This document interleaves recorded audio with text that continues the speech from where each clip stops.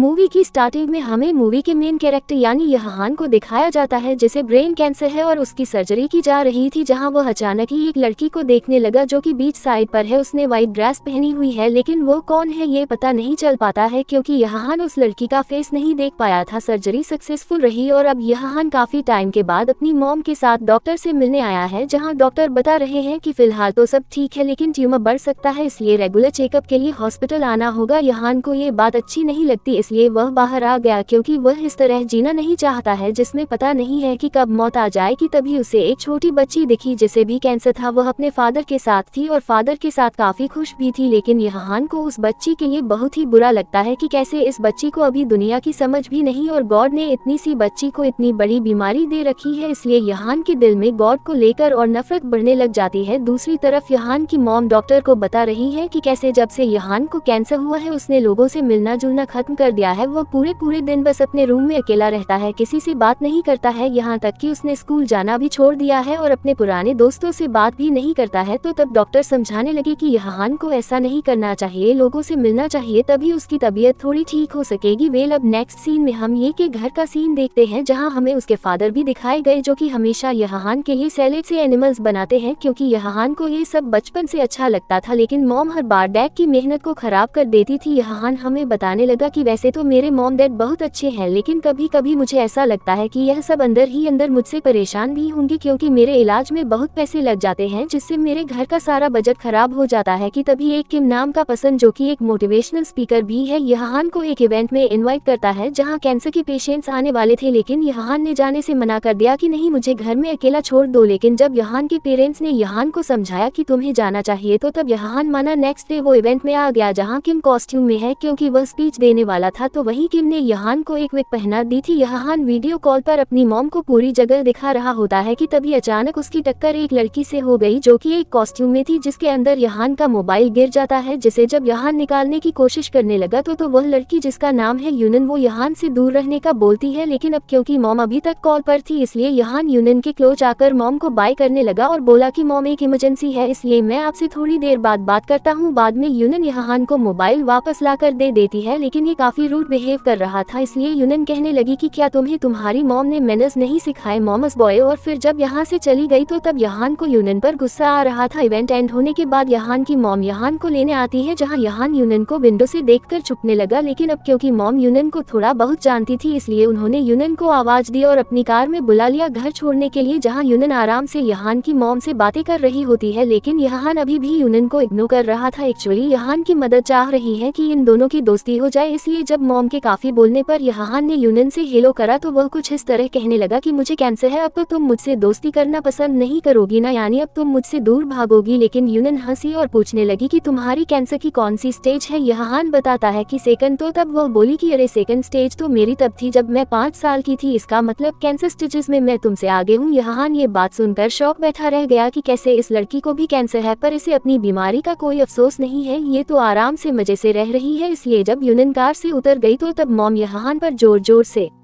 हंसने लग जाती है कि देखो और कुछ सीखो उस पॉजिटिव लड़की से। वेल अब नेक्स्ट सीन में हम देखते हैं कि यहान यूनन को सोशल मीडिया पर सर्च कर रहा है और वहां उसे यूनन की एक लाइव वीडियो मिली जिसमें वह हेल्थ रिलेटेड ड्रिंक्स बना रही होती है और कैंसर पेशेंट्स के लिए कुछ टिप्स भी बता रही थी। यह काफी ध्यान से यूनन की वीडियो को देखने लगा जिसके अंदर यूनन कल के इवेंट के बारे में भी बताती है जहाँ मोटिवेशनल स्पीकर आने वाले हैं। तो तब यहान भी डिसाइड कर लेता है कि मैं भी उस इवेंट में जाऊंगा और यन से एक बार फिर मिलूंगा। नेक्स्ट डे हम देखते हैं कि यहान इवेंट में पहुंचा है जहां एक कांग नाम के राइटर आए हुए थे। वो लोगों से उनकी बुक खरीदने के लिए बोल रहे थे और लोगों से कह रहे थे कि हमेशा जिंदा रहने की एक उम्मीद रखनी चाहिए, शायद कोई मिरेकल हो जाए, और फिर लोगों से बोले कि अपनी अपनी पर्सनल फीलिंग्स शेयर करो। सभी एक एक करके आने लगे और कुछ न कुछ बताकर जा रहे थे, लेकिन जब यहान की बारी आई तो वह यहाँ अपनी कोई पर्सनल बात शेयर नहीं करता बल्कि सभी को काम की चालाकी के बारे में बताने लगा कि यह आदमी सिर्फ यहाँ पर अपनी बुक्स बेचने आया है, इसको आपकी स्टोरीज में कोई भी इंटरेस्ट नहीं है, इसलिए हमें हमें ऐसे ही अपनी पर्सनल फीलिंग्स को हर किसी के साथ शेयर नहीं करना चाहिए। तो तब राइटर को गुस्सा आ गया, साथ ही यूनन भी हैरान रह गई कि यहान ये क्या कर रहा है, क्योंकि यूनन ने काफी मुश्किल से मिस्टर कान को इनवाइट करा था, इसलिए सभी के सामने यून और यहान की एक बार फिर लड़ाई होने लग जाती है और फिर यहान गुस्से में यहाँ से चला गया। लेकिन बाद में उसको यूनन की कॉल आए जब यह अपनी मॉम के साथ मार्केट में था। वो यहान से बोली कि हाँ तुम सही थे, मिस्टर कान ठीक इंसान नहीं थे, क्योंकि तुम्हारे जाने के बाद बाकी सब लोगों ने तुम्हारी तारीफ की और अब एक कंपनी जो कि कैंसर पेशेंट्स के ऊपर डॉक्यूमेंट्री बना रही है, इसलिए वह तुम्हारा इंटरव्यू लेना चाहती है। पहले यहान इनकार करता है पर यूनन के मनाने पर मान गया, क्योंकि वह इसी बहाने फिर से यूनन से मिलना चाहता था। नेक्स्ट डे इंटरव्यू स्टार्ट हुआ, जहाँ स्टार्टिंग में तो यहान काफी ज्यादा नर्वस हुआ, लेकिन यूनन की हिम्मत देने के बाद वह अच्छे से इंटरव्यू देता है। फिर बाद में यहान ने जब से वह ड्रिंक बनाकर यूनन को दी जो यूनन अपनी लाइव स्ट्रीम में बना रही थी, तो तब यूनन समझ जाती है कि इसका मतलब तुम छुपकर मेरी वीडियोस देख रहे थे, मतलब तुम मुझे फॉलो कर रहे हो। तो तब यहान चुप खड़ा रहा कि अब भला मैं क्या कहूँ, ये सच ही तो है। लेकिन फिर यूनन स्माइल करते हुए यहाँ से चली जाती है। नेक्स्ट डे यहान जब एक बार फिर यूनन की लाइव स्ट्रीम देख रहा था, क्योंकि अब उसे बस अच्छा लगता है यूनन को पूरे टाइम देखना, कि तभी यूनन ने यहान को मैसेज करा कि क्या मेरे साथ डिनर पर चलोगे। यहान काफी ज्यादा खुश हुआ। फिर वह पहले यूनन को उसके घर लेने जाता है, जहाँ उसने यूनन के फादर का गैरेज देखा, जहाँ सभी लोग तब तक फ्रीज थे जब तक यूनन नहीं आ गई। फिर वो इन सभी को डांटती है कि मुझे पता था कि आप सभी चीटिंग करोगे। तो तब यहान हैरान हुआ ये देखकर कि यूनन की सभी के साथ कितनी अच्छी बॉन्डिंग है और सभी यूनन के क्यूट ऑर्डर्स फॉलो भी कर रहे थे। यहान यूनन के डैड से मिला, जिनसे यहान की अच्छी बात हुई। यूनन के डैड को यहान पसंद आ गया था। फिर अब यहान यूनन के रूम में आता है, दोनों बातें करने लगे। फिर जब यहान ने पूछा कि क्या तुम्हारे हेयर कट नहीं करे गए थे ऑपरेशन से पहले, तो तब वह बताती है कि हाँ, लेकिन अब इस बात को पूरे 10 साल हो चुके हैं, फिलहाल मैं एकदम ठीक हूँ, बस कभी कभी थोड़ी तबीयत खराब हो जाती है। वेल अब ये दोनों बाहर आ गए, जहाँ यूनन भर के जंक फूड खा रही थी और सोडा पी रही थी। साथ ही यहान से भी वह सब चीजें खाने के लिए बोलती है। यहान कहने लगा कि लेकिन तबीयत खराब की वजह से मेरी मॉम मुझे ये सब खाने नहीं देती है। तो तब यूनन समझाने लगी कि देखो, मरना तो हम दोनों को एक दिन है ही, इसलिए क्यों ना हम अच्छे से जीकर और जो मन करे वह सब खाकर मरे। तो ये सुनकर यहान खुश हो गया और फिर वह भी उन सभी चीजों को खाने लगा। रात में दोनों साथ में थे, यानी अकेले बैठकर बातें कर रहे थे। तो तब यहान यूनन को उसी लड़की के बारे में बताता है जो उसने ऑपरेशन के दौरान व्हाइट ड्रेस में देखी थी, यह बताकर कि पता नहीं वह लड़की कौन थी, लेकिन मैंने उसे अचानक तब देखा जब मैं जिंदगी और मौत के बीच में था, शायद वह लड़की मेरा फ्यूचर है, काश मैं उसका फेस भी देख पाता। तो तब यूनन बताने लगी कि फ्यूचर जैसा कुछ नहीं होता है, हमें प्रेजेंट को जीना चाहिए। वेल अब जब यूनन ने यहान को उसके घर के बाहर छोड़ दिया और दोनों एक दूसरे को बाय कर रहे थे, तो तब यहान के पेरेंट्स इन दोनों की जासूसी कर रहे होते हैं कि आखिर दोनों के बीच चल क्या रहा है। फिर जब यहान खुशी खुशी डांस करता हुआ घर वापस आया, तो तब वह शॉक रह गया अपने पेरेंट्स को देखकर, जो कि खुश है कि अब उनके बेटे ने फाइनली एक दोस्त बना ली है। वेल नेक्स्ट डे ब्रेकफास्ट के टाइम यहान को यूनन के मैसेज का वेट होता है और जब जैसे यूनन का मैसेज आया जो कि आज यहान को किसी से मिलवाना चाहती है, तो उसे देखकर यहान इतनी स्पीड से घर से गया जैसे कोई रॉकेट हो। बाय द वे यूनन यहान को एक जिम ट्रेनर से मिलवाती है ताकि यहान की हेल्थ थोड़ी ठीक हो सके, लेकिन यहान को यहाँ अच्छा नहीं लग रहा था क्योंकि यूनन जिम ट्रेनर से खुश होकर बातें कर रही थी। दोनों एक दूसरे का नंबर भी एक्सचेंज कर लेते हैं। यहान बताने लगा कि वह दुनिया घूमना चाहता था, तो तब जिम ट्रेनर बोला कि तुम ऐसा कभी नहीं कर पाते क्योंकि देखो तो तुम कितने ज्यादा वीक हो। यहान को गुस्सा आया और वह जिम ट्रेनर को अपनी पावर दिखाने लगा, लेकिन वह कुछ भी नहीं कर पाया और जब गुस्से में यहाँ से जाने लगा, तो तब यूनन यहान को रोकने की कोशिश कर रही थी और डांटती भी है कि तुम एटीट्यूड क्यों दिखा रहे हो। तो तब यहान यूनन से बोला कि मुझे लगा था कि तुम सिर्फ मुझे मैसेज करती हो, लेकिन तुम तो हर किसी का नंबर अपने पास रखती हो, फिर तो तुम उन सभी को कॉल्स भी करती होंगी है ना। यूनन को ऑफ कोर्स काफी बुरा लगता है यहान की यह सभी बातें सुनकर, इसलिए वह गुस्से में यहाँ से चली जाती है। काफी दिन तक दोनों के बीच बात नहीं हुई और यहान फिर से पुराने वाला यहान बन चुका था, बस पूरे दिन घर में रहना, किसी से कोई बात नहीं करना। लेकिन जब एक दिन अचानक यूनन यहान को मैसेज करती है, तो उसे देखकर वो एक बार फिर रॉकेट की तरह यहाँ से गायब हो जाता है। एक्चुअली यूनन यहान को एक ऐसी जगह लाई है जहाँ वह हर एक एडवेंचर को फील कर सकते हैं बिना कहीं दूर जाए, सब कुछ एक जगह पर। यहान को काफी मजा आता है। फिर दोनों ने आइसलैंड एडवेंचर भी फील करा एंड बीच को भी फील करने के लिए सारी अरेंजमेंट्स अपने गराज में ही करा ली और माउंटेन्स को भी फील करा, यानी दोनों काफी लंबी स्टेट्स पर चढ़े। फिर ये दोनों रेत में ले जाते हैं जहाँ वह डेजर्ट को एक्सपीरियंस करते हैं। फिर पानी में आकर खेलने लगे, यानी कि दोनों साथ में बहुत ही खुश थे और एक दूसरे के साथ हर उस एक एडवेंचर को फील कर रहे थे जो वही एक्सपीरियंस करना चाहते थे। फिर वही जगह बैठ गए जहाँ काफी सारे और कपल एक दूसरे के साथ डांस कर रहे थे। यूनन ने अचानक यहान को खींच लिया और फिर वह दोनों भी डांस करने लगे। यहान पहली बार इतनी खुशी से डांस कर रहा था, उसके दिल की धड़कन भी तेज हो रही थी। वह सोच रहा है कि मैं ऐसे ही तो जीना चाहता था पर कभी जी नहीं पाता था, लेकिन अब यूनन की वजह से मैं ये सब कर पा रहा हूँ। यानी एक तरह से यूनन को बिल्कुल आइडिया नहीं है कि वह मेरे लिए कितनी स्पेशल बन चुकी है, क्योंकि मैं उसे हद से ज्यादा लाइक करने लगा हूँ। वेल अब नेक्स्ट सीन में हम देखते हैं कि दोनों रेस्टोरेंट में है जहाँ दोनों खाना खा रहे थे कि तभी यहान को एक पोस्टर दिखा और पोस्टर में वही जगह थी जो उसने अपने सपनों में देखी थी। इसलिए जब यूनस पोस्टर को रेस्टोरेंट के ओनर को दिखाती है और उस जगह के बारे में पूछ रही थी तो तब वह अंकल कुछ बता ही नहीं पाई कि तभी इसी वक्त यहान की तबीयत बिगड़ने लगी। उसके हैंड शेक हो रहे थे और पूरी बॉडी वाइब्रेट हो रही थी। यहान को तुरंत हॉस्पिटल लाया गया जहाँ डॉक्टर चेकअप करने के बाद बताते हैं कि यहान का कैंसर बढ़ रहा है। बाकी फाइनल रिपोर्ट्स अभी आई नहीं है। तो तभी इस बात को जानकर यहान के पेरेंट्स काफी ज्यादा उदास हो गए। सीन कट हुआ और अब हमें यहान को उसकी ग्रैंड मदर की बर्थडे पार्टी में दिखाया गया जहां यहान के सभी फैमिली मेंबर्स मौजूद थे, जिन सभी ने यहान को किसी बहाने से बाहर भेजकर काफी देर तक डिस्कशन करा और फिर यह सभी डिसाइड कर लेते हैं कि वो सभी यहान के ऑपरेशन के लिए मिलकर पैसे देंगे और अगर पैसे कम पड़े तो विलेज में जो उनकी जमीन है उसे बेच देंगे। यहान के फादर इमोशनल होकर रोना शुरू कर देते हैं तो वही यहान भी फैमिली सपोर्ट को देखकर इमोशनल हो चुका था,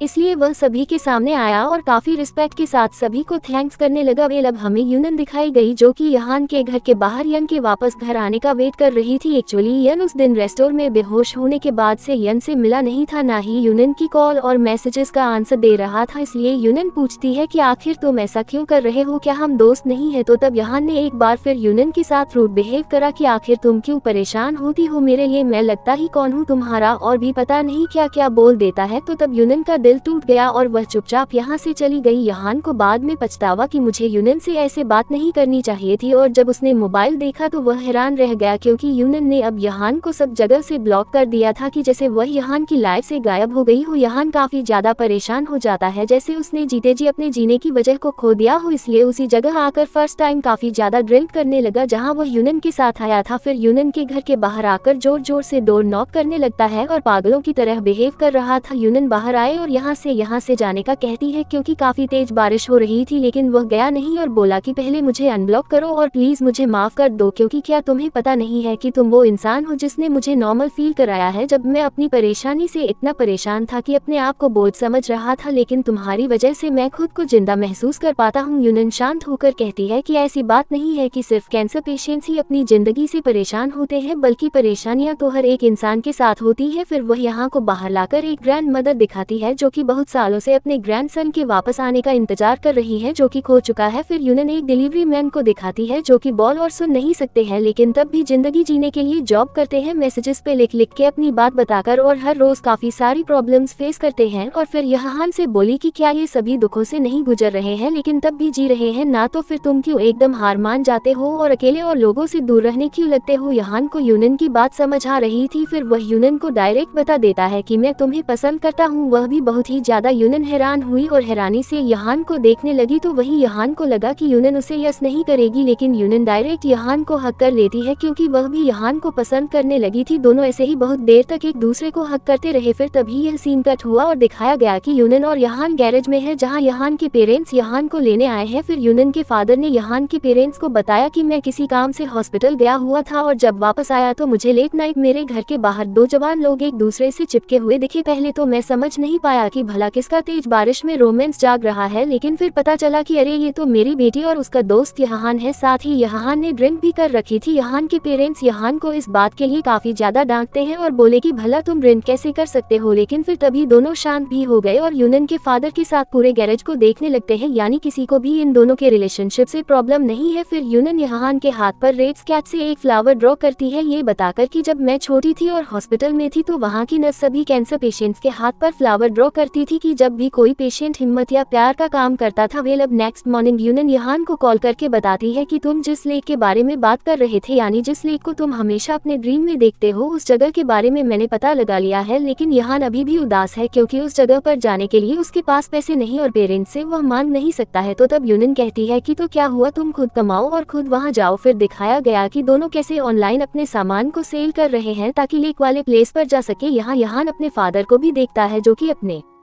बॉस के साथ थे। तो तब यहान को रियलाइज हुआ कि उसके फादर कितना ज्यादा हार्ड वर्क करते हैं, इसलिए नेक्स्ट सीन में वह अपने फादर के घर आने से पहले नूडल्स रेडी कर देता है, जबकि पहले वह किचन का कोई भी काम नहीं करता था। इसलिए यहान की मॉम भी यह सब देखकर शॉक रह गई। फिर डिनर के टाइम अपने पेरेंट्स से बात करता है कि मैं लेक देखने जाना चाहता हूँ, वह भी यूनन के साथ, पर वह लेक यहाँ से बहुत दूर है। तो तब पेरेंट्स ने साफ मना कर दिया कि नहीं, तुम कहीं नहीं जाओगे, तुम्हारा टाइम से दवाई लेना जरूरी है, हम तुमको इतनी दूर नहीं भेज सकते। तो तब यहान को गुस्सा आ जाता है और उसकी अपने पेरेंट्स से लड़ाई होने लगी क्योंकि यहान के अकॉर्डिंग यहान के पेरेंट्स यहान पर कुछ ज्यादा ही पाबंदी लगा कर रखते हैं, जबकि अब वह बड़ा हो चुका है। लड़ाई इतनी ज्यादा बढ़ जाती है कि आज पहली बार यहान के फादर ने ये पर हाथ भी उठा दिया, जिस वजह से यह यहान को और ज्यादा बुरा लगा और वह अंकल किम के पास आ गया, जिनसे वो पूरी बात शेयर करता है और घर जाने से मना कर रहा था। तो तब अंकल किम समझाते हैं कि तुम्हारे पेरेंट्स सिर्फ तुम्हारी फिक्र करते हैं, इसलिए वह तुम्हें दूर जाने के लिए मना कर रहे हैं। यहान को रियलाइज होने लगा कि हाँ, पेरेंट्स की गलती नहीं है, इस टाइम मेरी ही कंडीशन ठीक नहीं। पर फिर तभी यहान के फादर भी यहान को लेने आ गए और सॉरी फील कर रहे थे हाथ उठाने के लिए। यहान भी अपने फादर को सॉरी कर देता है। तो कुछ इस तरह दोनों के बीच सब ठीक हो गया। वेल अब कुछ दिन बाद डॉक्टर से इन सभी को गुड न्यूज मिलती है कि यहान की रिपोर्ट्स पॉजिटिव आई है, इसलिए वह सिटी से बाहर जा सकता है। तो तब ये बात सुनकर यहान काफी ज्यादा खुश हुआ। फिर बस होना क्या था, यूनन और यहान सफर पर निकल गए जहाँ दोनों ही काफी खुश थे क्योंकि अब फाइनली यहान उस लेक को देख पाएगा जिसे वह ड्रीम में देख रहा था। फिर जब रात हुई और दोनों सोने वाले थे तो तब यूनन यहान से कहती है कि क्या तुम्हें नहीं लगता कि वह लड़की मैं हूँ जिसको तुमने अपने ड्रीम में देखा था। यहान बोलता है कि नहीं, ऐसा होना पॉसिबल नहीं है क्योंकि हमारे मिलने से पहले मैंने उस लड़की को देखा था। तो तब यूनन बोली लेकिन अब वह ड्रीम तुम्हारा पूरा होने वाला है, यानी तुम लेक को रियल में देखने वाले हो और तुम्हारे साथ और कोई नहीं बल्कि मैं जा रही हूँ। फिर वह यहान को पैरल वर्ल्ड के बारे में बताने लगती है जो कि सेम हमारी जैसी दुनिया है, यानी जो लोग यहाँ खुश नहीं है और बीमार है, लेकिन पैरल वर्ल्ड में सब अपोजिट है, वहाँ सब खुश होते हैं और हेल्दी होते हैं। यहान यूनन की बातों पर बिलीव नहीं करता है। फिर तभी सुबह हो गई जहाँ जब यूनन अपनी जगह पर नहीं थी। तो तब यहान परेशान होने लगा, पर जब उसको यूनन सामने से आती दिखी तो तब वह खुश हो जाता है। यूनन स्माइल करते हुए आगे बढ़ ही रही थी, लेकिन अचानक यूनन को कुछ होने लगा, यानी यन की तबीयत बिल्कुल ठीक नहीं है, इसलिए वह तभी नीचे गिरकर बेहोश हो जाती है। यहान घबरा जाता है और समझ नहीं पाता है कि अब क्या करना चाहिए क्योंकि ये दोनों अपने घर से ऑलरेडी काफी दूर आ चुके थे। मगर फिर ट्रेन रुकवाई गई और यूनन को वापस लाया गया जहाँ अब पेरेंट्स भी आ चुके थे एंड यूनन को हॉस्पिटल लेकर जाया जाता है। काफी देर बाद जब यहान यूनन से मिला तो पता चला कि यूनन को पता था कि उसकी तबीयत ठीक नहीं है, पर वह तभी यहान के साथ इतनी दूर लेक देखने जा रही थी सिर्फ यहान की खुशी के लिए। साथ ही अब वह काफी कमजोर भी हो चुकी है, इसलिए रो रही थी कि अब शायद मैं तुम्हारे साथ वह लेक देखने नहीं जा पाऊंगी। यहान यूनन को हिम्मत देता है तो तब वह यहान से कहती है कि प्लीज अब मुझसे फिर दोबारा मिलने मत आना क्योंकि कल मेरे बाल काट दिए जाएंगे और मैं ऐसी हालत में तुम्हारे सामने नहीं आना चाहती हूँ। यहान कोई जवाब नहीं देता और बस उदास होकर यहाँ से चला गया। पर जब वह घर में था और यूनन की फोटो को प्रिंट कर रहा था तो तब यहान की मर भी उसकी इस काम में हेल्प कराती है। यहान अपनी मदर से पूछता है कि क्या आप ही मुझे खोने से डरती हो और जब मैं चला जाऊंगा तो क्या आप परेशान रहा करोगी, जबकि मैं नहीं चाहता कि आप और डैड परेशान रहो। तो तब मॉम फिलहाल तो कुछ नहीं बोलती, लेकिन नेक्स्ट डे वो यहान को एक वीडियो सेंड करती है जिसमें मॉम डैड बता रहे हैं कि तुम्हारे जाने के बाद हम ऐसे ही जिएंगे जैसे कि अब जी रहे हैं क्योंकि मौत तो एक दिन सबको आनी ही है, इसलिए तुम बिल्कुल फिक्र मत करना, हम अपना ध्यान